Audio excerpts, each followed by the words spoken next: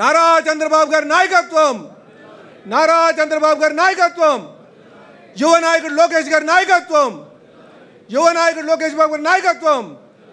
అమర్ రహే ఎన్టీఆర్, అమర్ రహే ఎన్టీఆర్, అమర్ రహే ఎన్టీఆర్. జై హింద్.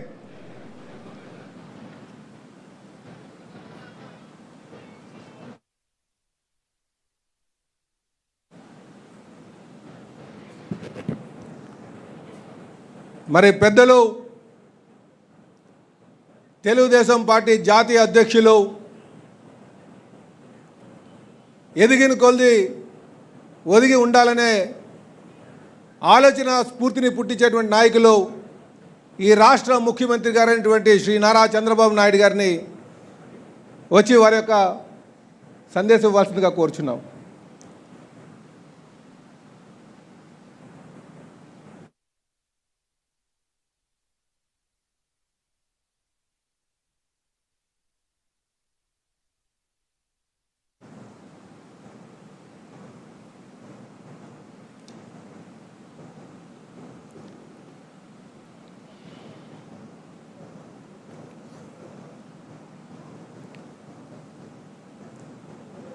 తెలుగుదేశం పార్టీ రాష్ట్ర అధ్యక్షులు పల్లా శ్రీనివాస్ గారు, తెలుగుదేశం పార్టీ జాతీయ ప్రధాన కార్యదర్శి లోకేష్ గారు, ఈ కార్యక్రమానికి ఆహ్వానించినటువంటి కేంద్ర రాష్ట్ర ప్రభుత్వాలకు సంబంధించిన మంత్రివర్గ సభ్యులు, మన పార్టీకి సంబంధించి గౌరవ పార్లమెంట్ సభ్యులు, గౌరవ శాసన సభ్యులు, గౌరవ శాసన మండలి సభ్యులు, నియోజకవర్గాల ఇన్ఛార్జీలు, జిల్లాల పార్టీ అధ్యక్షులు, జోనల్ ఇన్ఛార్జెస్, అదే మాదిరిగా అన్ని నియోజకవర్గాల్లో అబ్జర్వర్స్ అయినటువంటి నియోజకవర్గ అబ్జర్వర్లు, వీళ్ళందరినీ ఈ కార్యక్రమానికి మనం ఆహ్వానించాం. ఒక విధంగా చెప్పాలంటే ఇది ఒక ప్రత్యేకమైన కార్యక్రమం. ఫోకస్ అప్రోచ్ తీసుకోవాలనే ఉద్దేశంతోనే ఎవరైతే పదవుల్లో ఉన్న వారిని ఆహ్వానించి ఈ కార్యక్రమాన్ని ఏ విధంగా లాస్ట్ మైలుకి తీసుకుపోవాలనో మీ అందరికీ చెప్పడమే కాకుండా దీన్ని అమలు చేయడం కూడా విత్ ప్రిసిషన్ అండ్ పర్ఫెక్షన్ చేయాలనే ఉద్దేశంతోనే ఈ కార్యక్రమానికి శ్రీకారం చుట్టాం.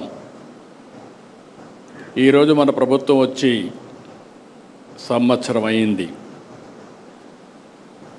ఏడాది పాలన నిర్ణయాలు, కార్యక్రమాల్ని, పథకాలని, పనుల్ని, విజయాల్ని ప్రజల్లోకి తీసుకెళ్లేందుకు సుపరిపాలన తొలి అడుగు మొన్నే తలపెట్టాం.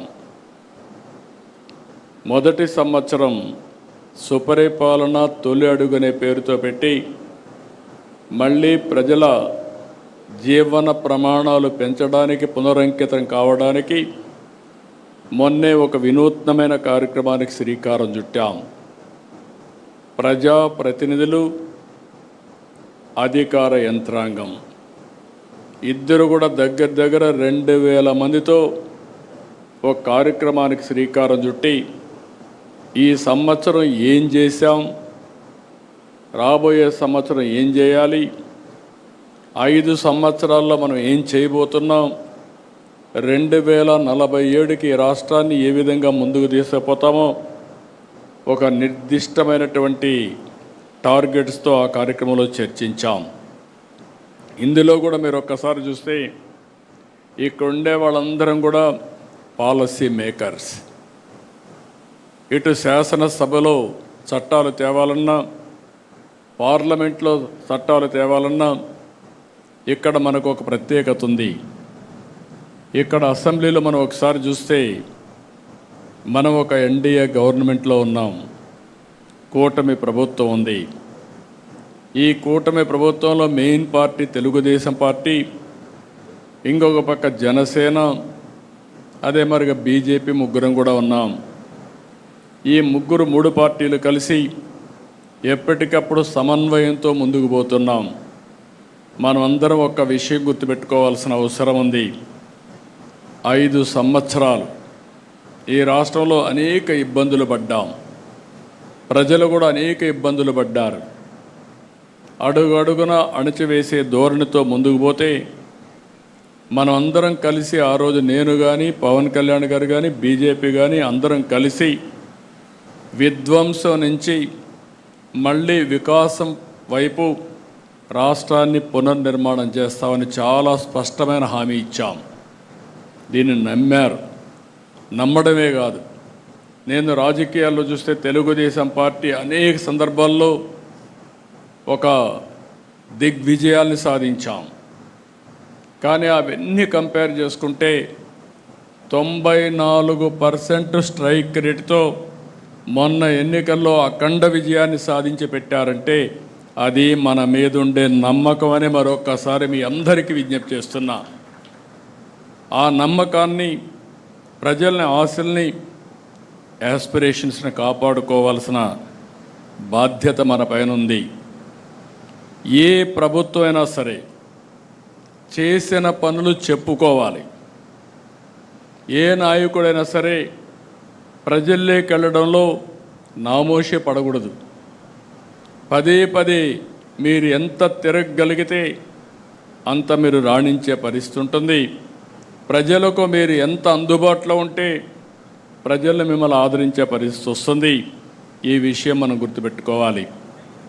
పని చేయడం ఒక ఎత్తు, ప్రజలకు అందుబాటులో ఉండడం ఇంకొక ఎత్తు. మనం చేసిన పనులు పదే పదే ప్రజలకు చెప్పడం కూడా ఇంకొక విధానం. అదే సమయంలో కొన్ని పనులు కాకపోతే ఎందుకు కాలేదో చెప్పడం కూడా మన బాధ్యత. ఇంకొక పక్క మీరు గుర్తుపెట్టుకోవాల్సింది, ఏదైతే ఈరోజు ప్రజా సమస్యల్ని పరిష్కారం చేస్తూ ప్రజల్లో ఒక తృప్తిని మనం చూడాల్సిన అవసరం ఉంది.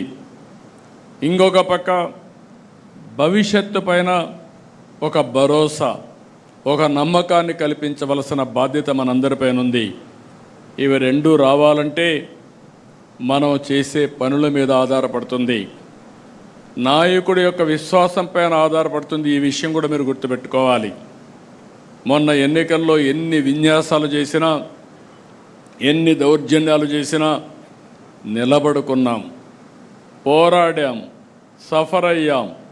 కానీ ప్రజలు మేమున్నామని అండగా నిలబడి, మొన్న చూస్తే నేను నా చరిత్రలో చాలా ఎన్నికలు చూశాను, కానీ ఫస్ట్ టైం మొన్న ఎన్నికలు నేను చూస్తే ఎక్కడ కూడా వీలైనంత వరకు తప్పులు చేయకుండా స్ట్రాటజీలో ముందుకు పోయాం. అలయన్స్ దగ్గర నుంచి, అభ్యర్థుల ఎంపిక దగ్గర నుంచి నిర్మోహమాటంగా అందరికీ చెప్పవలసిన విషయాలు చెప్పాం. గెలిపే ధ్యేయంగా ఆలోచించాం. అందుకే మీరు ఒక్కసారి చూస్తే మొన్న ఎన్నికల్లో దగ్గర చాలామంది కొత్త వాళ్ళు, పార్లమెంట్ అయితే మెజారిటీ కొత్త వాళ్ళు, అసెంబ్లీ కూడా మెజారిటీ కొత్త వాళ్ళు, ఫస్ట్ టైం వచ్చిన వాళ్ళు చాలామంది వచ్చారు. రెండోది మీరు చూస్తే సోషల్ రీఇంజనీరింగ్ చేశాం. రాష్ట్రంలో మొట్టమొదటిసారిగా జనాభా దామాషా ప్రకారం అన్ని మతాలకి, అన్ని కులాలకి ప్రత్యేక అన్ని ప్రాంతాల్లో న్యాయం చేయాలనుకున్నాం, న్యాయం కూడా చేశాం. ఇవన్నిటి వల్ల ప్రజల్లో ఒక విశ్వాసం పెరిగింది. ఆ విశ్వాసం మొన్న ఎన్నికల్లో బ్రహ్మాండంగా వచ్చే పరిస్థితి వచ్చింది. ఓసారి గతాన్ని కూడా గుర్తుపెట్టుకోవాలి. తెలుగుదేశం పార్టీ ఎప్పుడు పనులు చేయక ఓడిపోలేదు. 2000 మన పార్టీ పెట్టినప్పటి నుంచి ఈ రాష్ట్రానికి సంక్షేమం అందించిన పార్టీ, సంక్షేమాన్ని ఏ విధంగా చేయాలనో చేసి చూపించిన పార్టీ తెలుగుదేశం పార్టీ. ఆ నాయకుడు నందమూరి తారక రామారావు గారు అనే విషయం మనం గుర్తుపెట్టుకోవాలి. ఒకప్పుడు పరిపాలన అంటే రెగ్యులేటర్ అనుకునే పరిస్థితి నుంచి పరిపాలనకు డెఫినేషన్ మార్చిన పార్టీ తెలుగుదేశం పార్టీ. ఇంకొక పక్క 95 నుంచి నేను ముఖ్యమంత్రి అయినప్పుడు మీరు చూస్తే ఫస్ట్ టైం అప్పుడే ఆర్థిక సంస్కరణలు పివి నరసింహారావు గారు తీసుకొచ్చారు. ఆర్థిక సంస్కరణలు అందిపుచ్చుకొని సెకండ్ జనరేషన్ రిఫార్మ్స్ అమలు చేశాం. మిడ్-90స్లో 94-95 ప్రాంతంలో ఇంటర్నెట్ రెవల్యూషన్ వచ్చింది. దాన్ని ఫస్ట్ అడ్వాంటేజ్ తీసుకున్నది మనమే తీసుకున్నాం. ఇవన్నీ కలిసి వచ్చి ఈరోజు మన అభివృద్ధికి ఒక మారుపేరుగా, ఒక వ్యక్తిత్వానికి మారుపేరుగా మనం ముందుకు పోయే పరిస్థితికి వచ్చాం. అదే సమయంలో మీరు చూస్తే నేను పదే చెప్పాను 95 CBN అని. నిర్మోహమాటంగా చెప్పేవాడిని. తప్పులు చేసిన వాళ్ళకి క్లియర్గా చెప్పడం, అదే మరి ఏ అధికారి తప్పు చేసినా క్లియర్గా చెప్పడం, ఒకవేళ అధికారి చెప్తే కూడా మారకపోతే, ఎవరైనా మారకపోతే వాళ్ళపైన చర్య తీసుకోవడం నేను చేసిన పని. దానివల్ల బ్రహ్మాండమైన ఫలితాలు వచ్చాయి. 99 నుంచి పనులు చేశాం. అదే సమయంలో రాజకీయాలు మర్చిపోయాం, ప్రజలకు చెప్పలేకపోయాం.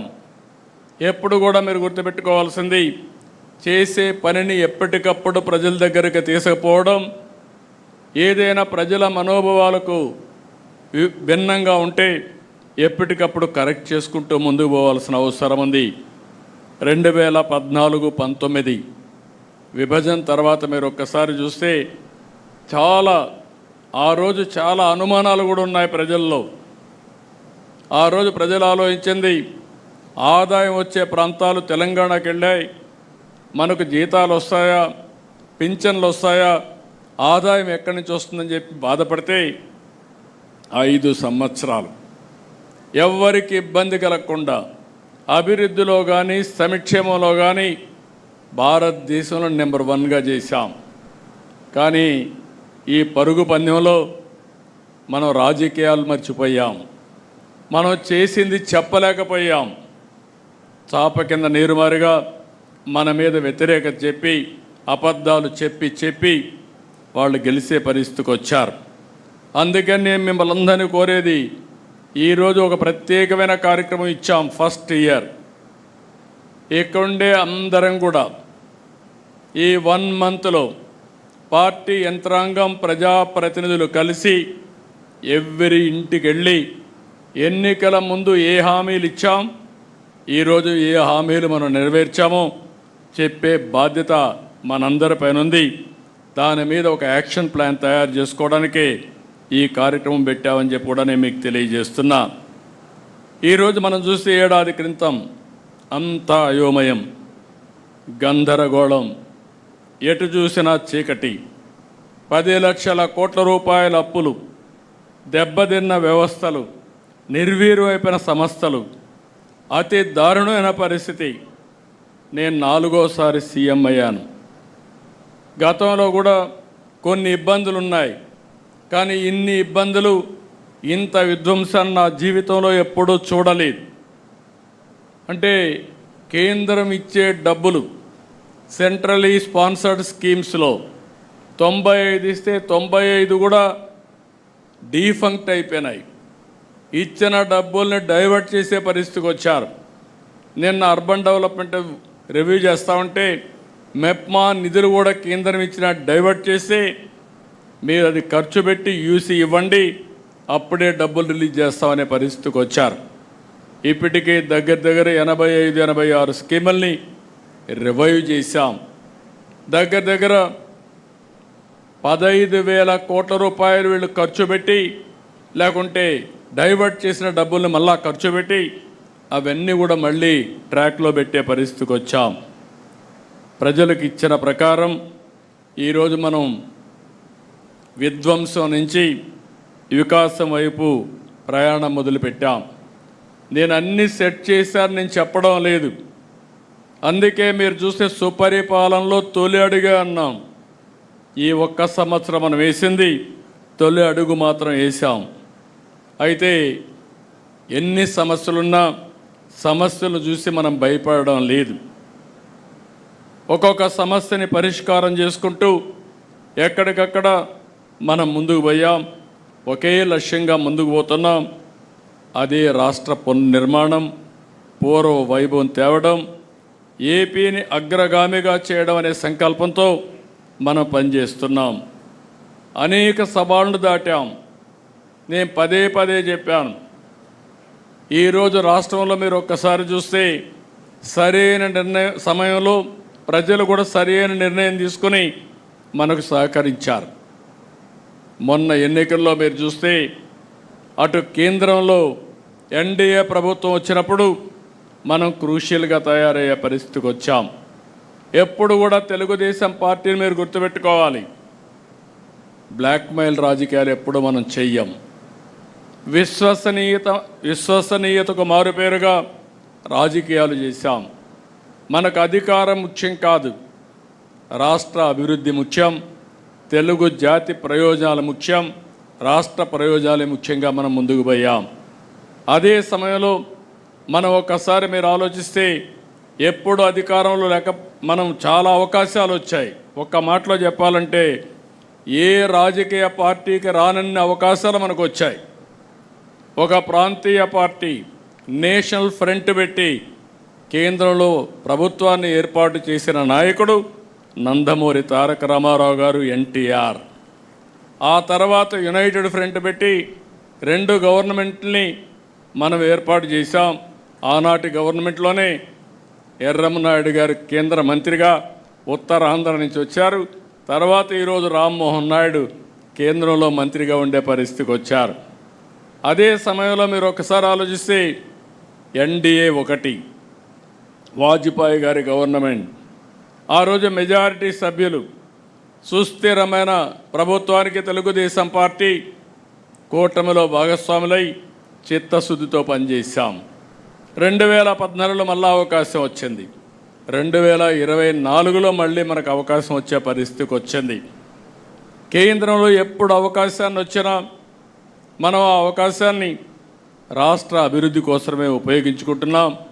ఈరోజు కానీ కేంద్ర ప్రభుత్వం కానీ సహకారం లేకపోతే వెంటిలేటర్ పై నుండే రాష్ట్ర ఆర్థిక పరిస్థితిని బయట తీసుకొచ్చే పరిస్థితి కూడా లేదు.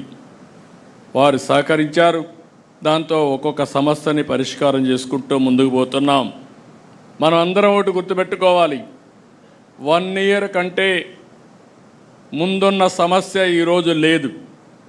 అట్లని చెప్పి సమస్యలన్నీ పరిష్కారం అయిపోయినాయి, కంఫర్టబుల్గా వచ్చామని కాదు. జరిగిన విధ్వంసం 20-30 సంవత్సరాల రాష్ట్రాన్ని ఎనికినెట్టేసింది. ఆర్థిక ఇబ్బందులున్నాయి. ఇక్కడ కూడా మీరు అందరూ ఒకటి గుర్తుపెట్టుకోవాలి, దక్షిణ భారతదేశంలో అన్ని రాష్ట్రాల కంటే మంది విభిన్నమైన పరిస్థితి. రాష్ట్ర విభజన వల్ల స్ట్రక్చరల్ ఛాలెంజెస్ వచ్చాయి.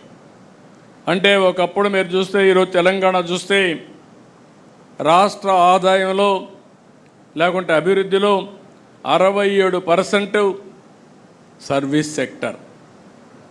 ఎక్కడైతే 67% సర్వీస్ సెక్టర్ ఉంటే రాష్ట్రానికి ఆదాయం ఎక్కువ వస్తుంది. వాళ్ళ రాష్ట్ర ఆదాయంలో జిఎస్టిపి నుంచి 9.3% ఆదాయం రాష్ట్రానికి వస్తుంది. అదే మన దగ్గర 46% సర్వీస్ సెక్టర్, అగ్రికల్చర్ 35%.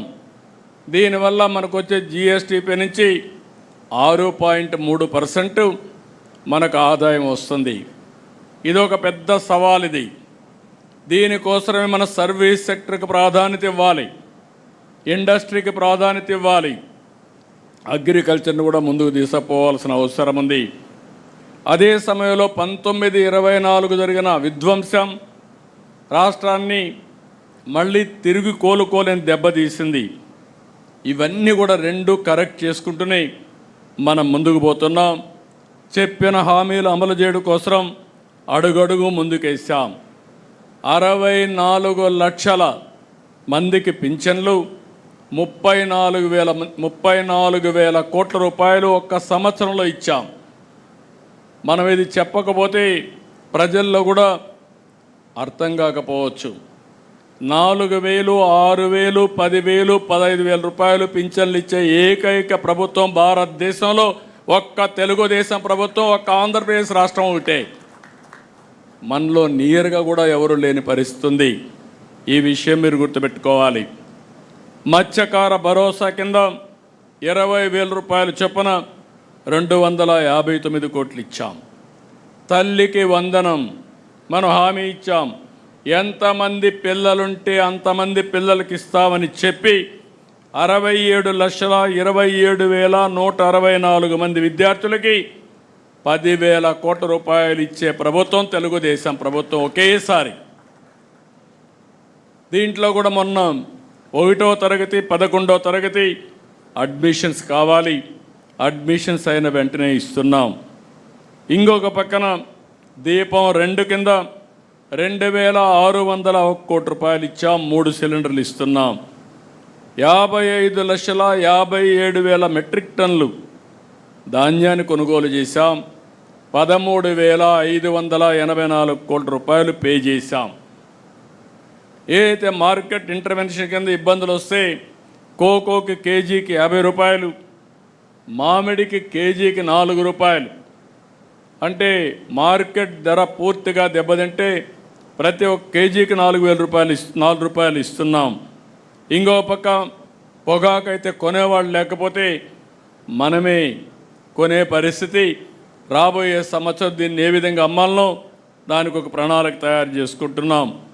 పామాయిల్కి ఇబ్బంది వచ్చినా, మిర్చికి ఇబ్బంది వచ్చినా ఎక్కడికక్కడ మానిటర్ చేస్తూ మార్కెట్ ఇంటర్వెన్షన్ కానీ సరైన సమయంలో కేంద్ర పాలసీల్ని మార్చడానికి కూడా వారితో కూడా మాట్లాడుతూ ఎప్పటికప్పుడు అనుసంధానం చేసుకుంటూ ముందుకు పోతున్నాం. మెగా డిఎస్సి 16,347 ఉద్యోగాలకు నోటిఫికేషన్ ఇచ్చాం, ట్రాన్స్పరెంట్గా చేస్తున్నాం. ఈవెన్ ఎక్కడ కూడా ఒక జీరో మిస్టేక్ లేకుండా చేయబోతున్నాం. ఇంకొక పక్క అన్నా క్యాంటీన్లు 204 పెట్టాం. ప్రతి నియోజకవర్గంలో ఒక అన్నా క్యాంటీన్ పెట్టడానికి నిర్ణయం చేశాం. 5 రూపాయలకే పేదవాడి ఆకలి తీరుస్తున్నాం. వచ్చే నెల కేంద్ర ప్రభుత్వం కూడా అన్నదాత సుఖీభవ కింద డబ్బులు ఇస్తారు. అదే రోజు మన డబ్బులు కూడా వేస్తాం. ఆ రోజున మీరందరూ భాగస్వాములై దీన్ని లాజికల్గా తీసుకుపోయే బాధ్యత తీసుకోవాలి. ఈ సంవత్సరం నుంచి కేంద్రం ఇచ్చే సమయంలో మన వాటా కూడా వేసి ఏదైతే చెప్పిన మాట నిలబెట్టుకోవడానికి ప్రతి రైతుకు 20,000 రూపాయలు ఇచ్చే బాధ్యత మనది. ఆ విషయం మీరు గుర్తుపెట్టుకోవాలి. నిన్న కూడా రివ్యూ చేశా. ఆడబిడ్డలకు ఉచిత ప్రయాణ సౌకర్యం ఆగస్టు 15 స్టార్ట్ చేస్తున్నాం. అన్నీ కూడా ఎట్లా చేస్తే బాగుంటుందో వర్కౌట్ చేస్తున్నాం. ఇవన్నీ కూడా చేసి ఏమాత్రం ఇబ్బంది లేకుండా ఆగస్టు 15 నుంచి ఉచిత బస్సు ప్రయాణ సౌకర్యాన్ని కల్పిస్తాం. అర్చకులకు 15,000, నాయీ బ్రాహ్మణులకు 25,000, పాస్టర్లకు 5,000, ఇమాములకు 10,000, మౌజన్లకు 5,000 హానరోరియం పెంచాం. ఇంకొక పక్కన మీరు ఒకసారి చూస్తే వేద విద్యార్థులకు 3,000 రూపాయలు, జూనియర్ లాయర్లకు 10,000 రూపాయలు వేతనంగా ఇస్తున్నాం. ఇసుక పాలసీ తెచ్చాం. మద్యం పాలసీ మార్చి జే బ్రాండ్లు లేకుండా చేశాం. అయితే ఇక్కడ నేను ఒకటే విషయం మీకు చెప్తున్నాను. పాలసీలు ఎంత మంచివైనా దాన్ని అమలు చేయడంలో తూట్లు పొడిస్తే సమస్యలు వస్తాయి.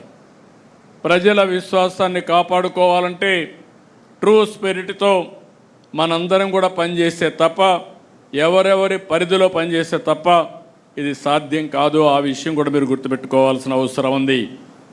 అమరావతి 15,000 కోట్ల రూపాయలు శాంక్షన్ చేశాం. మిగిలిన ఆర్థిక సమస్యలతో సంబంధాలు పెట్టుకొని వాళ్ళందరిది కూడా డబ్బులు తీసుకొచ్చి అన్నీ కూడా పనులన్నీ ట్రాక్లో పెట్టాం. పోలవరం 12,500 కోట్ల రూపాయలు కేంద్రం ఇచ్చింది. రాబోయే 1.5 ఇయర్లో పూర్తి చేసి ఎట్టి పరిస్థితిలో 2027 నాటికి జాతికి అంకితం చేసే బాధ్యత ఈ ప్రభుత్వాన్ని. స్టీల్ ప్లాంట్కి 11,400 కోట్ల రూపాయలు ఇచ్చారు. 4-5 నెలల్లోనే విశాఖపట్నం స్టీల్ ప్లాంటు ఒకప్పుడు అగమ్య గోచరంలో ఉండే ప్రాజెక్ట్ని ఈరోజు మీరు చూస్తే లాభాలు బాట నడిపించే పరిస్థితి తీసుకొస్తున్నాం. ఇంకో పక్క ఓర్వకల్లు కొప్పర్తి 5,000 కోట్ల రూపాయలు ఖర్చు పెట్టి అక్కడ ఇన్ఫ్రాస్ట్రక్చర్ పెట్టాం. నక్కపల్లి ఫార్మా ఇండస్ట్రీ కోసం ఇన్ఫ్రాస్ట్రక్చర్ ప్రాజెక్ట్ వచ్చింది. అదే మరి కృష్ణపట్నంలో క్రిస్ సిటీకి కూడా పనులు ప్రారంభమైన ముందుకు పోతున్నాయి. ఈ విషయంలో ఇంకొక విషయం మీరు గుర్తుపెట్టుకోవాలి. ఈరోజు వాట్సాప్ గవర్నెన్స్ వచ్చింది. ఐటీ మంత్రి గారు వాట్సాప్ గవర్నెన్స్ తీసుకొచ్చి ఇప్పటికే దగ్గర 500 సర్వీసెస్ ఆన్లైన్లో ఇస్తున్నాం. ఆగస్టు 15 నాటికి 703 సర్వీసులు ఆన్లైన్లో పెట్టి ఎవ్వరు కూడా ఆఫీస్కి వచ్చే పని లేకుండా పూర్తిగా సర్వీస్ అన్నీ ఆన్లైన్లో ఉంటాయి. దీనివల్ల కరప్షన్ చాలా వరకు కంట్రోల్ అవుతుంది. ప్రజలకు కూడా ఎలాంటి ఇబ్బందులు లేకుండా పరిపాలన ఇచ్చే అవకాశం ఉంటుంది. ఇక్కడ మీరు ఒక్కసారి గుర్తుపెట్టుకుంటే, ఎందుకంటే టెక్నాలజీ పెరిగింది. ఆ రోజు నేను హైదరాబాద్లో హైటెక్ సిటీతో ఐటీ ప్రారంభించాం, ప్రమోట్ చేశాం. ఇప్పుడు క్వాంటమ్ వ్యాలీ పెట్టి క్వాంటమ్ కంప్యూటింగ్తో ఆర్టిఫిషియల్ ఇంటెలిజెన్స్కి శ్రీకారం చుట్టాం. దీనికి తొలి అడుగు భారతదేశంలో టెక్నాలజీ ప్రభుత్వంలో వాడకంలో నెంబర్ 1గా ఆంధ్రప్రదేశ్ ఉంటుంది. దాంట్లో అనుమానం లేదని మరొకసారి మీ అందరికీ విజ్ఞప్తి చేస్తున్నా. ఇంకో పక్కన చాలామంది సర్వేలు కూడా మీరు ఫాలో అవుతూ ఉంటారు, కన్ఫ్యూజ్ చేస్తూనే ఉంటారు. తెలుగుదేశం పార్టీ కంటే బెస్ట్గా సర్వేలు చేయించుకునే వాళ్ళు ఎవరు ఉండరని నా నమ్మకం. నేను ఒక్క సర్వే పైన ఆధారపడను. అనునిత్యం అనేక విధాలుగా సమాచారం వస్తూనే ఉంటుంది. క్యూఆర్ కోడ్ మొదలుకొని, డిజిటల్ పెనిట్రేషన్ మొదలుకొని, క్యాపీ మీరు ఏ సర్వేలన్నా ఎవరేం చెప్పినా వాళ్ళది ఒక సర్వే. వాళ్ళందరివి కలిసి నేను డేటా అనలిటిక్స్ చేసుకొని ఏది వాస్తవం, క్షేత్రస్థాయిలో ఏమనుకుంటున్నారో రియల్ టైంలో తెప్పిస్తున్నానని చెప్పి కూడా నేను మీకు తెలియజేస్తున్నా. అది మీ అందరితో షేర్ చేసుకుంటాను. నేను ఒకటే విజ్ఞప్తి చేస్తున్నా, మనం ఏమనుకుంటున్నాం అనేది కాదు, ప్రజలు మనల గురించి ఏమనుకుంటున్నారో అది ముఖ్యం. ఒక వ్యక్తి మీద కానీ ఒక ప్రభుత్వం మీద కానీ అది అనునిత్యం కానీ మనం తెప్పించుకోగలిగితే మనం తప్పులు చేయడం మానేస్తాం. నేను ఆ విషయంలో కూడా చూస్తున్నాను. ఏ నాయకుడు ఏ విధంగా పనులు చేస్తున్నాడు. ఒక ఆయన ఎక్కువ బాగా పనులు చేస్తాడు, అంతకంటే ఎక్కువ చెడ్డ పేరు తెచ్చుకుంటాడు. ఒక ఆయన తక్కువ పనులు చేస్తాడు, ఎక్కువ మంచి పేరు తెచ్చుకుంటాడు. ఒక ఆయన చేసిన పని కరెక్ట్గా చెప్పుకోగలుగుతున్నాడు, దానివల్ల ఫలితాలు మెండుగా వస్తున్నాయి. ఇలాంటి డిఫరెంట్ మోడల్స్ ఉన్నాయి. ఈరోజు ప్రభుత్వంలో కానీ పార్టీలో కానీ రెండు పక్కల మీరు ఒకసారి చూస్తే క్షేత్రస్థాయి నుంచి రాష్ట్ర స్థాయి వరకు ఎప్పటికప్పుడు అధ్యయనం చేసి దాన్ని కరెక్టివ్ మెజర్స్ కూడా తీసుకుంటున్నాం. నేను మిమ్మల్ని అందరినీ ఒకటే కోరుకుంటున్నా, మళ్ళీ మీరు గెలవాలని. మీరు ఓసారి తెలుగుదేశం పార్టీ ఒక కుటుంబం, బీ క్లియర్. ఈరోజు ఎర్రమనాయుడు గారు ఆ రోజు పార్టీకి పనిచేస్తే ఈరోజు రామ్మోహన్ నాయుడు గారు కేంద్ర మంత్రి అయ్యారంటే అది కుటుంబ వ్యవస్థని పదే నేను చెప్తున్నా, అదే చేస్తున్నామని చెప్పి మీ అందరికీ విజ్ఞప్తి చేస్తున్నా. బాలయోగి ఉన్నప్పుడు, ఆయన చనిపోయినప్పుడు హరీష్ అయితే చాలా చిన్నవాడు. తర్వాత బాలయోగి చనిపోయిన తర్వాత, ఆయన పెద్ద అయిన తర్వాత, చదువుకున్న తర్వాత మళ్ళీ ఎతికి ఆయన తీసుకొచ్చి ఎంపీ చేసిన పార్టీ తెలుగుదేశం పార్టీ. అది కుటుంబ బాంధవ్యం అంటే. First of all A party అయినా సరే, ఏ ప్రొఫెషన్ అయినా సరే దానికి కొన్ని నామ్స్ ఉంటాయి. అలాంటి ఉన్నప్పుడు ఎవరైతే పార్టీకి సిన్సియర్గా ఉంటారో, ప్రజాసేవకు అంకితమై పనిచేస్తారో అలాంటి కుటుంబాలని గుర్తుపెట్టుకొని ఎక్కడికక్కడ మనం ముందుకు పోవాల్సిన బాధ్యత మన మీద ఉంటుంది. అప్పుడే సస్టైనబిలిటీ వస్తుంది, స్టెబిలిటీ వస్తుందని చెప్పి కూడా నేను మీకు తెలియజేస్తున్నా. అదే సమయంలో మేము ఉంటాం, వారసత్వం ఉంది, మేము పనిచేయం, మీ ఇష్టం అంటే నమస్కారం తప్ప వేరే మార్గం లేదు. హ్యాండ్ హోల్డింగ్ ఇస్తాం, మిమ్మల్ని గుర్తిస్తాం, గౌరవిస్తాం. అదే సమయంలో దాన్ని నిలబెట్టుకోవాల్సిన బాధ్యత కూడా ఉంటుంది. ఈ విషయం కూడా మీరు గుర్తుపెట్టుకోవాల్సిన అవసరం ఉంది. ఈరోజు మనందరం ఎప్పుడు కూడా ఎన్నికలు లాస్ట్ 1 year ఆలోచిస్తూ ఉంటారు. 4 ఏళ్ళు పట్టించుకోకుండా లాస్ట్ 1 ఇయర్ క్యాంపెయిన్ చేస్తే, లేకుంటే మనం ఏదో చెప్తే ప్రజలు నమ్మడానికి సిద్ధంగా లేరు. అందుకే మొదటి సంవత్సరం నుంచి చిన్న చిన్న పొరపాట్లుంటే కరెక్ట్ చేసుకుంటాం. మన పాలసీ నిర్ణయాలు ఏవైనా తప్పుంటే అవి కూడా సరిదిద్దుకుంటాం. మన పరిపాలనా విధానంలో ఏమైనా లోటుపాట్లుంటే అవి కూడా కరెక్ట్ చేసుకుందాం. మన ప్రవర్తనలో కూడా ప్రజలకు నచ్చని విషయాలు, మన కార్యకర్తలకు నచ్చని విషయాలుంటే అవి కూడా కరెక్ట్ చేసుకుందాం. కడాన మీరు ఒకటి గుర్తుపెట్టుకోవాలి, రైట్ పాత్ అనేది ఒకటే, ట్రూత్ అనేది ఒకటే. ప్రజలు మెచ్చాలి, కార్యకర్తలు ఆమోదించాలి. తెలుగుదేశం పార్టీ ఎన్నికలప్పుడు ఏ మెజారిటీ వచ్చిందో దానికంటే అనునిత్యం ఇంకా మెజారిటీ పెంచుకునే విధంగా ప్రజా విశ్వాసాన్ని పెంచుకోవడం కోసం మనం పనిచేస్తున్నామని చెప్పి కూడా నేను మీకు తెలియజేస్తున్నా. ఇది మీకు అందరికీ కూడా కొంత కొత్త అనిపించవచ్చు, ఏంటి ఇవన్నీ అవసరం అని అనిపించవచ్చు. కానీ మనం చేసే పనులు నేను డిఫరెంట్ టైమ్స్లో డిఫరెంట్ చేశాను. ఒకప్పుడు 95లో మీరు ఒక్కసారి చూస్తే నేను వస్తున్నానంటే రాష్ట్రంలో అందరూ భయపడిపోయేవాళ్ళు. ఎక్కడ హెలికాప్టర్ ఎక్కుతానో తెలియదు. ఐఏఎస్ ఆఫీసర్లు కానీ, మన మంత్రులు కానీ, మన ఎమ్మెల్యేలు కానీ అందరికీ భయం ఉండేది. అందుకే తప్పులు చేయడానికి సాహసించేవాళ్ళు కాదు. ఇప్పుడు కాలం మారింది, కానీ టెక్నాలజీ వచ్చింది. మీకు పదే పదే సమాచారం తీసుకొని చెప్పకపోతే, మీరు వినకపోతే మీరే కాదు అధికార యంత్రాంగం కూడా ఏ విధంగా ప్రజాహితం కోసం పనులు చేయాలనో అవి మాత్రం తప్పవని మరొక్కసారి తెలియజేస్తున్నా. నిన్నే స్టార్ట్ చేశాను. ఇప్పటికే 4 ఎమ్మెల్యేలు పిలిపించి మాట్లాడాను. 1-to-1 మాట్లాడుతున్నా. అవసరమైతే ప్రతిరోజు 1 గంట పెట్టుకుంటా, ఒక 4 మీతో మాట్లాడతా, నిర్మోహమాటంగా మీకు చెప్తా, మీరు చెప్పింది వింటా, మళ్ళీ నేను గైడ్ చేస్తా. మారితే శుభం, మారకపోతే మనం ఏ విధంగా ముందుకు పోవాల్సిన అవసరం ఉంది. ఈ విషయం కూడా నేను చాలా స్పష్టంగా ఉన్నా. మొహమాటం లేదు, ఎవరి విషయంలో మొహమాటం లేదు. నా విషయంలో కూడా చెప్తున్నా, నా కార్యకర్తలు ఎక్కడ నా కాన్స్టిట్యూన్సీ తప్పులు చేసినా వాళ్ళని పక్కన పెట్టడం తప్ప చెప్పిన తర్వాత మార్చుకునే విధానంతోనే ముందుకు పోతామని చెప్పి కూడా నేను మీకు తెలియజేస్తున్నా. ఇంకొక పక్క నేను ఎప్పుడూ మాట్లాడుతున్నా, పాజిటివ్ పాలిటిక్స్, క్లీన్ పాలిటిక్స్. ఇది ఎప్పటికీ శాశ్వతంగా గుర్తింపు ఉంటుంది. ఈ విషయం మీరు గుర్తుపెట్టుకోవాలి. ఈ దేశంలో ఎవరు మాట్లాడుండరు. 2000 రూపాయలు రద్దు చేయాలని ఆ రోజు చెప్పా, 1000 రూపాయలు రద్దు చేయాలని ఆ రోజు చెప్పా. ఈరోజు 500 రూపాయలు కూడా రద్దు చేయాలని చెప్తున్నాను. ఎవరి దగ్గర డబ్బులుంటే సేవా కార్యక్రమాలు చేసి మంచి పేరు తెచ్చుకోండి, కానీ ఎన్నికల్లో ఓట్లు కొనడం అనేది చాలా బాధాకరం. 5 సంవత్సరాలు పనులు చేసి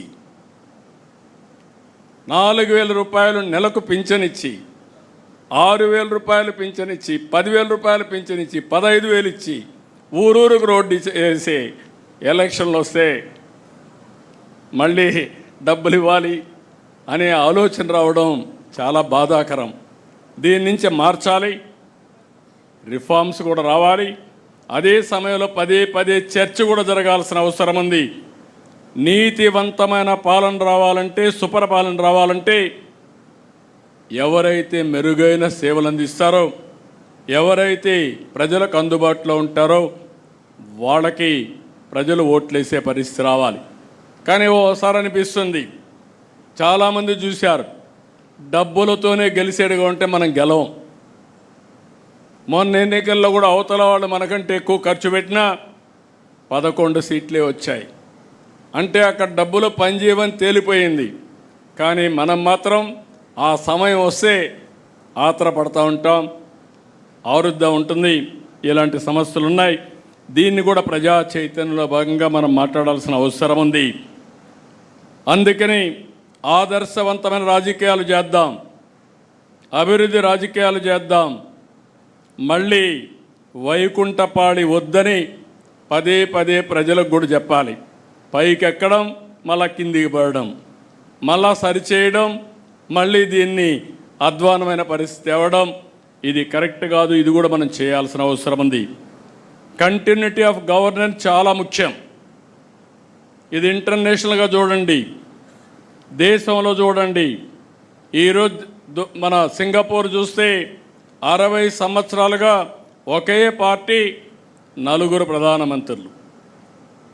సింగపూర్ ఆ స్థాయికి రావడానికి కారణం ఆ రాష్ట్రంలో రాజకీయ విధానం, సుస్థిరమైన పాలన, సమర్థవంతమైన విధానాలని చెప్పి కూడా నేను మీకు తెలియజేస్తున్నా. మన దేశంలో మనం చూస్తున్నాం, గుజరాత్ 25 ఏళ్ళ నుంచి ఒకే పరిపాలన, ఒకే party.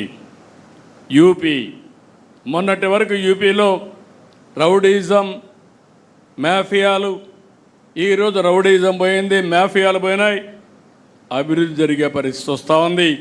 Law and order control చేసే పరిస్థితికి వచ్చారు. 11 సంవత్సరాలుగా ప్రధానమంత్రి నరేంద్ర మోడీ గారు వాళ్ళ మోడల్ని రామ్మోహన్ నాయుడు గారు మధ్యాహ్నం మాట్లాడినప్పుడు చెప్తారు, అనునిత్యం అందరూ పనులు చేస్తూనే ఉంటారు. మన చంద్రశేఖర్ గారు ఉన్నారు, వాళ్ళు డ్యూటీ వేస్తూ ఉంటారు. ప్రజలతో అనుసంధానం కావడం దినచర్యలో ఒక భాగంగా పెట్టుకుని ముందుకు పోయే పరిస్థితి వచ్చారు. అందుకే ఈరోజు మీరు చూస్తే 11వ స్థానం నుంచి ఆర్థిక వ్యవస్థ దేశంలో 4వ స్థానానికి వచ్చే పరిస్థితి వచ్చింది. ఇలాంటివన్నీ కూడా ప్రజల్లో చర్చనీయం చేయాలి, డిస్కషన్ చేయాలి. 5 ఏళ్ల తర్వాత ఎన్నికలు ఉన్నాయి, 5 ఏళ్ల తర్వాత లాస్ట్లో మాట్లాడదామంటే మీరు ఆ రోజు ఏం మాట్లాడినా ఎన్నికల కోసం మాట్లాడుతున్నారని, స్వార్థం కోసం మాట్లాడుతున్నారని ప్రజలు అర్థం చేసుకునే పరిస్థితి ఉంటుంది. అందుకే మనందరం గుర్తుపెట్టుకోవాలి, 19లో కానీ మనం గెలుసుంటే ఈ రాష్ట్రం ఎక్కడుండేది. 2004లో అప్పుడు గెలుసుంటే తెలుగు జాతి ఏ స్థాయికి వెళ్ళేదో మనం గుర్తుపెట్టుకోవాల్సిన అవసరం ఉంది. ఇక్కడ ఇంకొక విషయం కూడా, రాష్ట్రంలో గడిచిన ప్రభుత్వం తెచ్చినటువంటి బ్యాడ్ ఇమేజ్ అంతా కూడా క్లీన్ చేయాలంటే చాలా సమయం పడుతుంది. అయితే మన మీద ఒక నమ్మకం ఉంది, ఒక విశ్వాసం ఉంది, ఒకప్పుడు ట్రాక్ రికార్డు ఉంది. అందుకే ప్రజలు ముందుకొచ్చి పెట్టుబడులు పెట్టడానికి కూడా ఉత్సాహాన్ని చూపించారు. ఈరోజు మీరు చూస్తే గడిచిన 1 ఇయర్లో 9,34,000 కోట్ల రూపాయలు పెట్టుబడులు వచ్చాయి, ఒప్పందాలు చేశాం. దీనివల్ల 8,50,000 మందికి ఉద్యోగాలు వస్తాయి. ఈరోజు TCS, Google, Cognizant, RCR Mittal, BPCL, Reliance, Adani, Birla, Jindal, all brands are here. ఇంకా చిన్న చిన్న కంపెనీలు అన్నీ వచ్చాయి. ఆల్మోస్ట్ అన్ని కంపెనీలు వచ్చే పరిస్థితికి వచ్చింది. మనం కూడా ఒక ప్రణాళిక ప్రకారం వర్కౌట్ చేస్తున్నాం. ఉత్తరాంధ్ర కేంద్రంగా విశాఖపట్నాన్ని, అమరావతి కేంద్రంగా ఈ ప్రాంతాన్ని, అదే మరి తిరుపతి ఆ ప్రాంతాన్ని అవసరమైతే 5 జోన్స్గా చేసుకుని ఏ విధంగా అభివృద్ధి చేయాలనో అభివృద్ధి కోసం ప్రణాళికలు కూడా తయారు చేస్తున్నాం.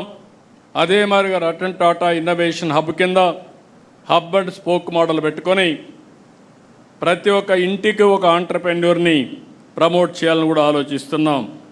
ఇంకొక పక్క మీరు చూస్తే ఉత్తరాంధ్ర సుజల స్రవంతి, దీనికి కూడా శ్రీకారం చుట్టాం.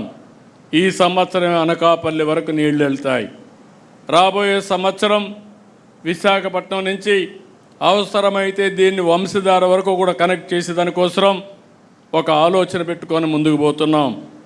ఇంకొక పక్క ఎప్పుడూ పెట్టని విధంగా రాయలసీమలో అందరి నీవా పైన ఒక్క సంవత్సరం 3,873 కోట్ల రూపాయలు ఖర్చు పెట్టి పనులు పూర్తి చేసిన పార్టీ తెలుగుదేశం పార్టీ అని చెప్పి కూడా నేను మీకు తెలియజేస్తున్నా. ఇది మనం చెప్పకపోతే, పదే పదే చెప్పకపోతే ప్రజలకు అర్థం కాదు.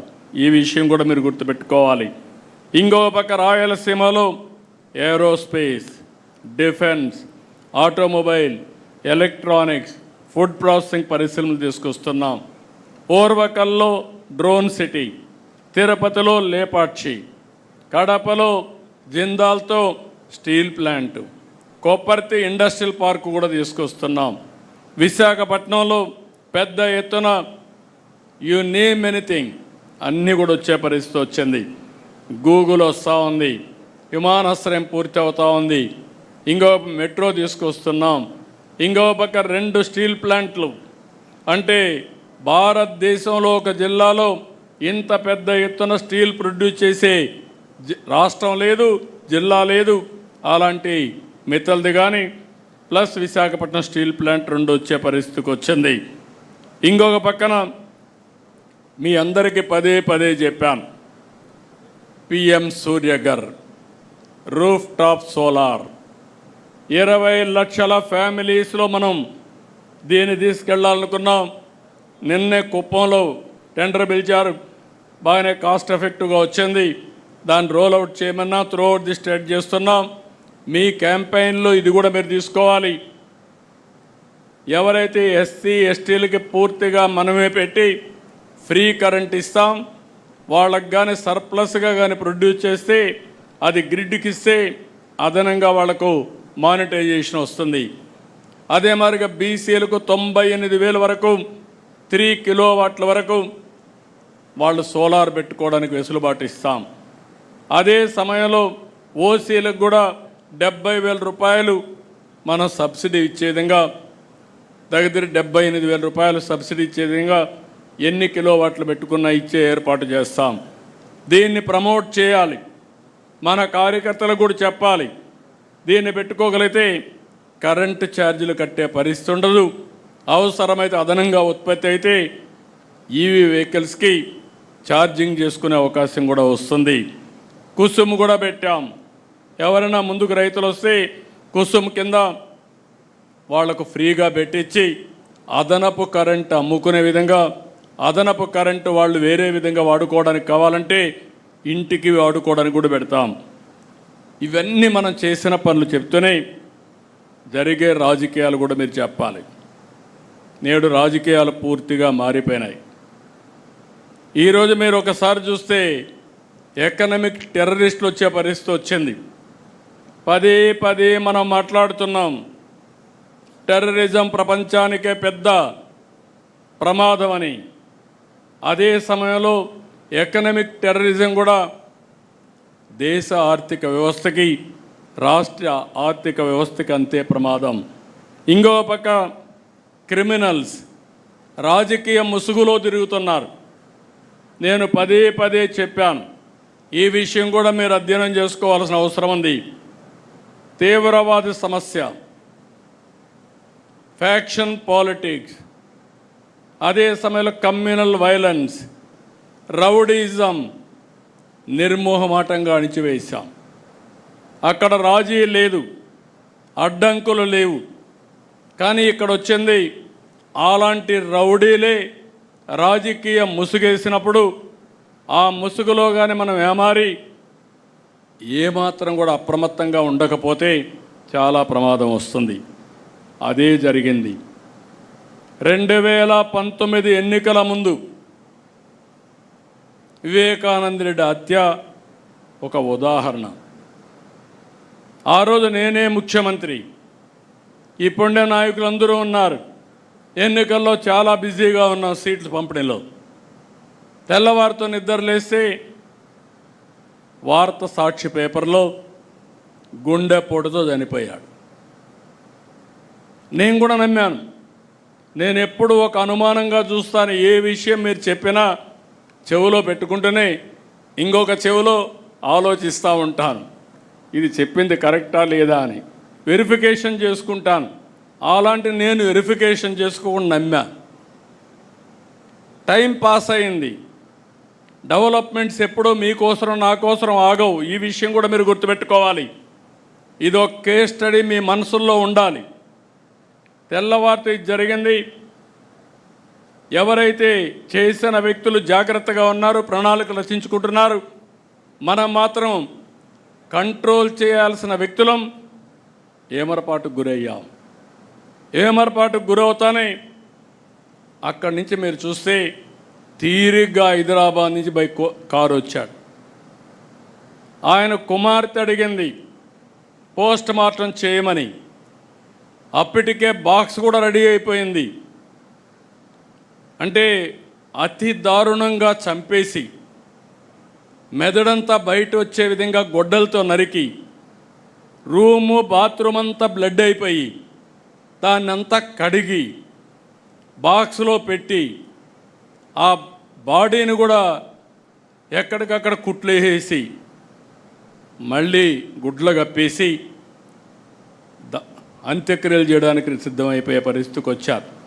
అప్పుడు తీసుకుపోయి పోస్ట్ మార్టం చేస్తే ఇమ్మీడియట్గా ఇది గొడ్డలు వేయటం తేలిన 5 నిమిషాల్లో మాట మార్చేసి నా తండ్రి చనిపోయాడు, ఈరోజు మా బాబాయిని కూడా చంపేశారు, నేను అనాథ అయిపోయానని చెప్పితే ఈ రాష్ట్రం నమ్మింది, మనం మోసపోయాం. ఒక్క విషయం మీరు గుర్తుపెట్టుకోవాలి, కుండేవాళ్ళ పాలసీ మేకర్స్ ఉన్నాం, పాలసీని ఎగ్జిక్యూట్ చేసే మంత్రులు ఉన్నాం. ఆ రోజు కానీ మనకు ఆలోచన వచ్చి కరెక్ట్గా 1 గంట 2 గంటలు అక్కడ అన్నీ వదిలిపెట్టండి, 2 గంటలు మనం ఆలోచించి అప్పటికప్పుడే మొత్తం రికార్డ్స్ అన్ని సీజ్ చేసి దోషులను కానీ అరెస్ట్ చేసుంటే మనం ఓడిపోయేవాళ్ళం. తమ్ముళ్ళు ఎమ్మెల్యేలు మీరు గుర్తుపెట్టుకోవాలి, that is politics. Right time, తప్పు చేసినా ఏది జరిగినా రైట్ టైంలో సరైన నిర్ణయం తీసుకుంటే అక్కడి నుంచి ఏదైనా కంట్రోల్ చేసే అవకాశం వస్తుంది.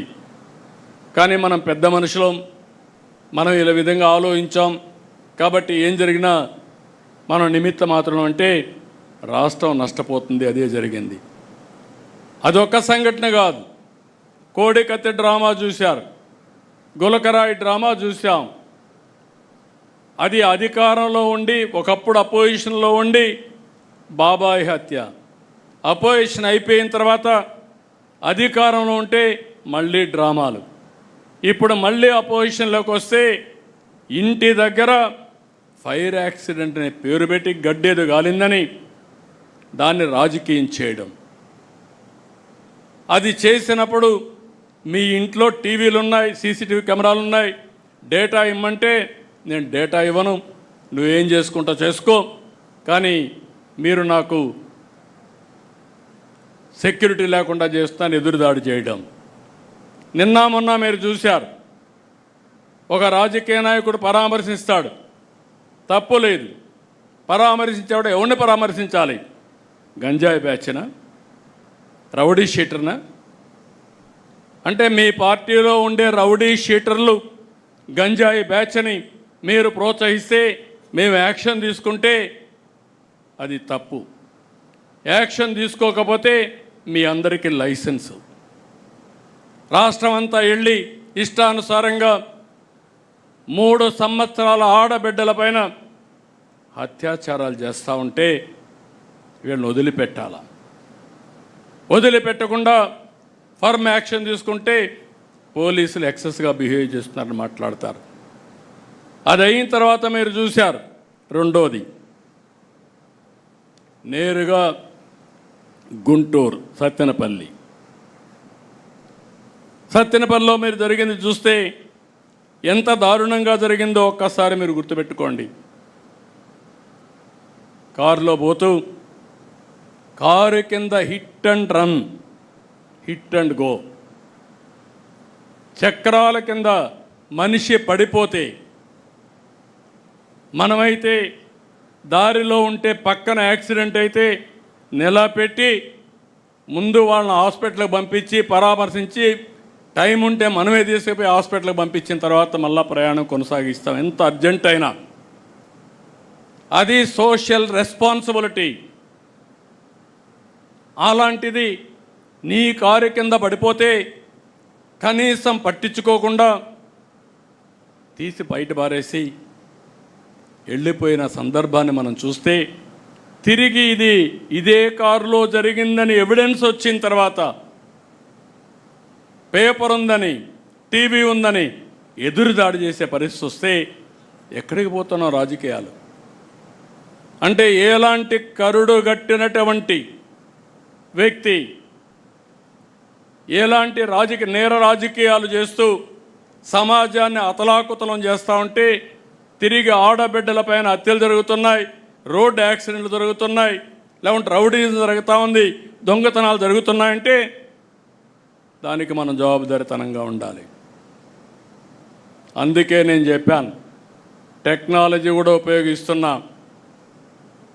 ఎవ్రీవేర్ టెక్నాలజీ కూడా ఉపయోగించి ఎవరైనా సరే తప్పులు చేస్తే వాళ్ళని సాక్ష్యాధారాలతో పెట్టి ప్రజల్లో చైతన్యం తీసుకొచ్చి వీళ్ళ అరాచకాలకు అడ్డుకట్టేసే విధంగా ఈరోజు కార్యక్రమాలు చేస్తున్నాను. నాకు కావాల్సింది ఒకటే గుర్తుపెట్టుకోండి, public safety is most important. ఎవడైనా సరే తప్పు చేస్తే అలాంటి వారిని కఠినంగా శిక్షించి లా అండ్ ఆర్డర్ కాపాడడం తెలుగుదేశం పార్టీ బాధ్యత, ఎన్డీఏ బాధ్యత. ఆ విషయం వీళ్ళు గుర్తుపెట్టుకోవాల్సిందిగా మరొక్కసారి కోరుతున్నా. ప్రజలకు కూడా ఈ విషయాలు తెలియాల్సిన అవసరం ఉంది. కులం పేరుతో రెచ్చగొడతారు, మతం పేరుతో రెచ్చగొడతారు. ఒక పాస్టర్ హైదరాబాద్ నుంచి బయలుదేరి వచ్చి తాగుతూ వచ్చి కడాన యాక్సిడెంట్ చనిపోతే ప్రభుత్వం చంపేసిందని పెడతారు, పోలీసులు చంపేశారని పెడతారు. నేను సమాచారం ఇమ్మంటాను, సాక్ష్యాలు ఇమ్మంటాం, సమాధానం చెప్పరు. వెనకుండే రాజకీయాలు చేస్తారు. ఇలాంటి నీతి మాలిన రాజకీయాలు చేస్తే రాజకీయ ముసుగు తీసి నేరస్తులను నేరస్తులుగానే ట్రీట్ చేస్తామని మరొకసారి మీ అందరికీ విజ్ఞప్తి చేస్తున్నా. ఇక్కడ మీకు కూడా గుర్తుపెట్టుకోవాల్సింది, ఎప్పుడు కూడా అబద్ధం అనేది చాలా పవర్ఫుల్. ఇది నిజం గడప దాటేసరికి అబద్ధం ఊరంతా చుట్టొస్తుంది. ఆ అబద్ధం మీకే అనుమానం వచ్చేస్తుంది, నేను నిజం చెప్తున్నానా లేకపోతే నేను కూడా మోసపోయానా అని అనుమానం కలిగే పరిస్థితి వస్తుంది. అందుకే ప్రతి ఒక్కరు కూడా అప్రమత్తంగా ఉండడమే కాకుండా మీకు ఎన్ని పనులున్నా వాస్తవాన్ని ప్రజలకు చెప్పడంలో, పదే పదే చెప్పడంలో మీరు చొరవ తీసుకోవాల్సిందిగా నేను మిమ్మల్ని కోరుతున్నా. ఎందుకంటే మీరు అందరం గుర్తుపెట్టుకోవాలి, ఈ దేశ రాజకీయాల్లో ఇది కొత్త అలవాటు, పోకడ. ఏ రాజకీయ పార్టీ పేపర్ పెట్టుకోలేదు, ఏ రాజకీయ పార్టీ టీవీ పెట్టుకోలేదు, ఏ రాజకీయ పార్టీ ఇంత బరిదిగించి డబ్బులు సంపాదించి ఆ డబ్బులతో మళ్ళా మేనేజ్మెంట్కి పోయే పరిస్థితులు లేరు. ఇలాంటివి వచ్చినప్పుడు అయితే ఇవి సర్వైవ్ అవుతాయని అనుకోను. ఆ పేపరే కాపాడితే, ఆ టీవీయే కాపాడితే 11 సీట్లు వచ్చేటివి కాదు. కానీ ప్రజల్లో కన్ఫ్యూజన్ చేయడానికి, లేకుంటే ప్రజల్ని మభ్యపెట్టడానికి పనికొస్తాయి. దీన్ని కూడా మనం అప్రమత్తంగా ఉండి ఏం చేయాలో చేయాల్సిన అవసరం ఉంది. ఇప్పుడు సోషల్ మీడియా కూడా వచ్చింది, ఇది మరీ ప్రమాదంగా ఉంటుంది. వ్యక్తుల యొక్క క్యారెక్టర్ని అసాసినేషన్ చేసే విధంగా, ఆడబిడ్డల యొక్క అన్ని విధాల అవమానం చేసే విధంగా కూడా సోషల్ మీడియా వచ్చే పరిస్థితి వస్తుంది. గౌరవంగా బతకాలంటే గౌరవంగా బతికే వాళ్ళని కూడా ఇబ్బంది పెట్టే విధంగా వస్తుంది. ఇది కూడా మనం గుర్తుపెట్టుకొని, ఓసారి వాళ్ళు తిట్టే విషయాలు చూస్తూ ఉంటే సోషల్ మీడియాలో నాకే 2 నిమిషాలు మనసు అతలాకుతలం అయిపోతుంది, ఏంట్రా అని. అలాంటివి వస్తాయి.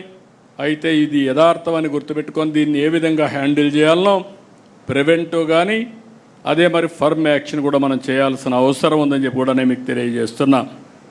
ఈ రోజుల్లో నెల రోజులు నేను బ్రాడ్గా మీకు ఇండికేషన్ ఇచ్చాను. 1 మంత్ నా దగ్గర నుంచి లాస్ట్ మైల్లో ఉండే కేఎస్ఎస్ వరకు అందరం కూడా పేరుకు మన వాళ్ళు ఉన్నారనేది కాదు. ఈ 1 మంత్ ఎవ్రీ గడప మనం తొక్కాల్సిన అవసరం ఉంది. ప్రతి ఒక్క వ్యక్తిని మనం కలవాల్సిన అవసరం ఉంది. ఈ కష్టకాలంలో ఎన్ని ఇబ్బందులున్నా ఆర్థిక వ్యవస్థని మళ్ళీ గట్టెక్కించడానికి ఏమేం చేసాం చెప్పాల్సిన అవసరం ఉంది. ఇన్ని కష్టాల్లో ఇచ్చిన మాట నిలబెట్టుకోవడానికి అనునిత్యం ఏ విధంగా పనిచేస్తున్నామో చెప్పాల్సిన అవసరం ఉంది. మీకు ఒక విషయం చెప్పి నేను ముగిస్తాను. ఇటీవల మనం మాట ఇచ్చాం, కేంద్ర సహకారం తీసుకుంటున్నాం. మన ఆర్థిక వనరులన్నీ కూడా సమీకరించుకుంటున్నాం. ఎప్పుడూ లేని విధంగా నేను మళ్ళీ కమర్షియల్ ట్యాక్స్ అయితే జిఎస్టీ అయితే జిల్లా అధికార యంత్రాంగంతో కూడా మాట్లాడుతున్నాను. వాళ్ళకు కూడా అకౌంటబిలిటీ ఫిక్స్ చేస్తున్నాను. వనరుల సమీకరణ కోసం ముందుకు పోతున్నాం.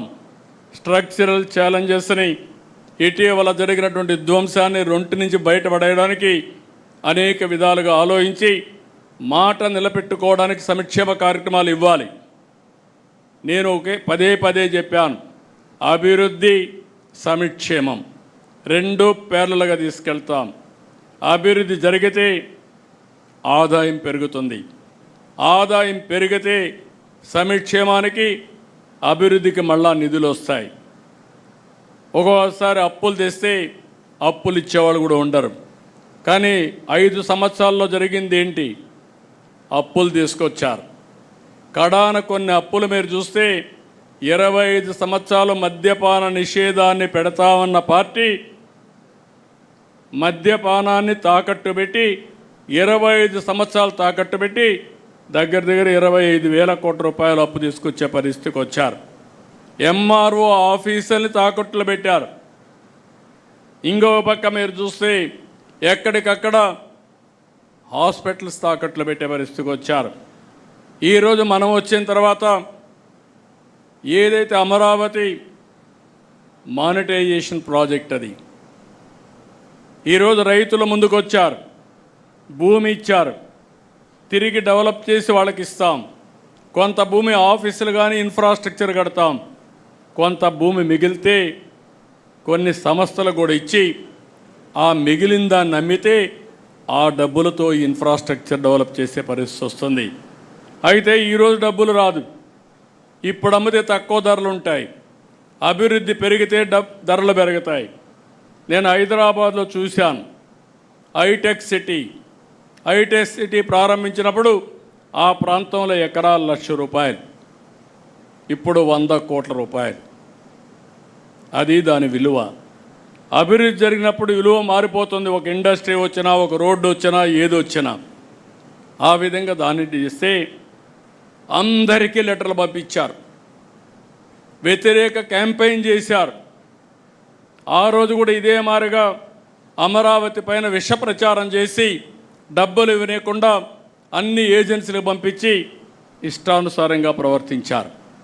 నిన్న మీరు చూస్తే మైనింగ్ అంతా కూడా ప్రొటెక్ట్ చేసి మైనింగ్లో వచ్చే ఆదాయాన్ని చూపించి మనం కొంత అప్పు తీసుకొచ్చి మనం చెప్పిన మాట నిలబెట్టుకోవడానికి ముందుకు పోతున్నాం.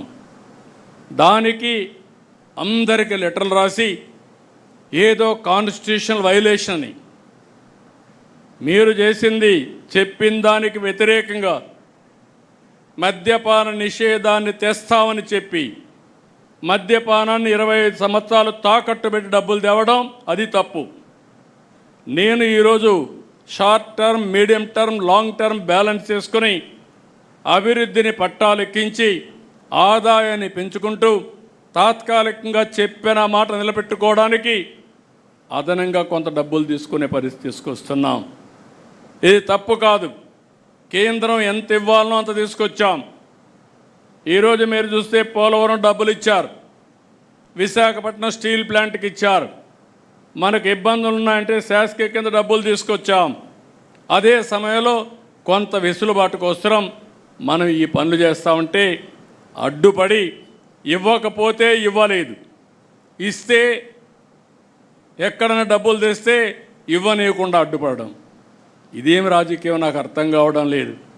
అంటే ఇంత నీచమైన రాజకీయాలు కూడా చేసి మళ్ళీ ప్రజల్ని మెప్పించాలని ఆలోచించిన వాళ్ళని ప్రజల్లో మనం ఎడ్యుకేట్ చేయాల్సిన అవసరం ఉంది. నేను చాలా స్పష్టంగా ఉన్నా. నా ఆలోచన short time, medium term, long term 3 కూడా బ్యాలెన్స్ చేసుకొని సస్టైనబుల్ ఎకానమీతో ఆర్థిక వ్యవస్థ సుస్థిరత అదే మరికి స్టేబుల్గా చేసి దీన్ని బ్యాలెన్స్ చేయడం మన ఆలోచన. ఈ విషయాన్ని కూడా మీరు అర్థం చేసుకొని ప్రజల్లోకి తీసుకుపోవాల్సిందిగా నేను మిమ్మల్ని అందరినీ కోరుతున్నా. ఈ కార్యక్రమంలో కావలసిన లిటరేచర్ తయారు చేశాం. పార్టీ మొడాలిటీస్ కూడా తయారు చేశాం. మన వాళ్ళు అవన్నీ ఎక్స్ప్లెయిన్ చేస్తారు. అల్టిమేట్గా నేను ఒకటే చెప్తున్నా, ఎక్కువ మంది యంగ్స్టర్స్ ఉన్నారు, ఎక్కువ మంది ఫస్ట్ టైం ఎమ్మెల్యేలుగా ఎంపీలుగా అయిన వాళ్ళు ఉన్నారు. మీలో ఆలోచన విధానం ఇన్నోవేటివ్గా ఉండాలి. లేదంటే మీరు అర్థం చేసుకునే సమయానికి మీ 5 ఏళ్ళు అయిపోతే మళ్ళా మనం ఎక్స్ఎమ్మెల్యేలుగా ఉండాల్సి వస్తుంది. అది రాకుండా ఉండాలంటే ఎప్పటికప్పుడు కోపప్ చేసుకొని కరెక్ట్ మెజర్ చేసుకొని మీరు ముందుకు పోవాల్సిన అవసరం ఉంది. యాస్పిరేషన్స్ ఉన్నాయి, కార్యకర్తల్లో యాస్పిరేషన్స్ ఉన్నాయి, పబ్లిక్లో యాస్పిరేషన్స్ ఉన్నాయి. అదే సమయంలో ఈ 2 యాస్పిరేషన్స్ని ఫుల్ఫిల్ చేయాలంటే మళ్ళీ బ్యాలెన్సింగ్ ఉండాలి. ఎక్కడన్నా తప్పులు జరిగితే మళ్ళీ ఇబ్బందులు వచ్చే అవకాశం ఉంటుంది. ఈ విషయం కూడా మీరు గుర్తుపెట్టుకోవాలి. అందుకే ఈ మీటింగ్ తర్వాత మనకు ఒక ఐడియా వస్తుంది.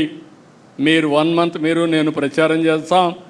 నేను అయిన తర్వాత కూడా మళ్ళీ ఎప్పటికప్పుడు అనలైజ్ చేస్తా. గ్రాఫ్ పెరుగుతూ ఉందా, గ్రాఫ్ తగ్గుతుందా, కాన్స్టిట్యున్సీ కానీ వ్యక్తి కానీ రాష్ట్రం కానీ అన్నీ కూడా ఎక్కడికక్కడ దీన్ని అధ్యయనం చేసుకుంటూ మనం ముందుకు పోదాం. నేను ఎన్నికల ముందు ఒకే మాట మీకు చెప్పా, నన్ను డీటెయిల్స్ అడగద్దండి, సరైన నిర్ణయం తీసుకుంటాను ఆ రోజు చెప్పా. ఆ రోజు నన్ను నమ్మారు, ఎవరు క్వశ్చన్ చేయలేదు. అందుకే ఎప్పుడూ రానంత విజయం 94% స్ట్రైక్ రేట్ వచ్చిందంటే ఆ రోజు తీసుకున్న నిర్ణయాలే కారణం. ఇప్పుడు కూడా నా ప్రణాళిక 2029. ఆ విషయం మీరు గుర్తుపెట్టుకోండి. 1 ఇయర్ అయింది. నేను అందుకే పాంప్లెట్ వేసినప్పుడు కూడా పెట్టాను, సుపరిపాలనలో తెలుగు తొలి అడుగు 4.1 అంటే 4వసారి ముఖ్యమంత్రి మొదటి సంవత్సరం. ఇప్పుడు 2వ సంవత్సరం మీటర్ స్టార్ట్ అయింది. అప్పుడే 1 మంత్ అయిపోయింది. I'm calculating month, day, hour and year. So every నిమిషం ఆలోచించుకొని మనం చేయవలసిన పనులు గుర్తుపెట్టుకొని అవి చేస్తూనే అవి సమర్థవంతంగా ప్రజల్లోకి తీసుకుపోవడానికి మనందరం కూడా చేయాల్సిన అవసరం ఉంది. కార్యకర్తల్లో ఉత్తేజాన్ని తేవాలి. అది కూడా మళ్ళీ నేను మాట్లాడినప్పుడు చెప్తాను. అదే సమయంలో ప్రజలకు అందుబాటులో ఉండాలి. 2 కూడా బ్యాలెన్స్ చేసుకొని ముందుకు పోవాల్సి కోరుకుంటూ ఈ కార్యక్రమానికి వచ్చిన మిమ్మల్ని మళ్ళీ ఒకసారి చెప్తున్నా, ఆషామాషిగా తీసుకోవద్దండి, సీరియస్గా తీసుకోండి. అయితే ఇది నాట్ మరీ ఇది కూడా కాదు. నేను అందుకే పదే చెప్తున్నా, ఈ మధ్య హార్డ్ వర్క్ కాదు కావాల్సింది, స్మార్ట్ వర్క్. పార్టీలు కూడా కావాల్సిన స్మార్ట్ వర్క్ కావాలి. ఆ టెక్నిక్స్, ఆ స్కిల్స్ మీకు వస్తే చాలా ఈజీగా ఉంటుంది, సులభంగా ఉంటుంది. రెండవది ఎంజాయ్ చేసే అవకాశం కూడా వస్తుంది. ఎప్పుడు కూడా ఫెటిక్ వస్తుందంటే కారణం ఇష్టం లేకుండా పనిచేస్తే. ఇష్టం లేకుండా పనిచేస్తే కష్టం అనిపిస్తుంది, ఇష్టంగా పనిచేస్తే ఆనందాన్ని, ఎనర్జీని పెంచుతుంది. ఈ విషయం కూడా మీరు గుర్తుపెట్టుకోవాల్సిందిగా మరొక్కసారి కోరుకుంటూ, ఆ దిశగా సుపరిపాలనలో తొలి అడుగు గ్రాండ్ సక్సెస్ అయ్యేట్టుగా 30 days. ఇంకొక పని లేదు, no exemption, no permissions, no టానా, నో ఆట. మీరు అవన్నీ పెట్టుకుంటే మాత్రం ఈడ లేనిపోని ప్రాబ్లమ్స్ వస్తాయి.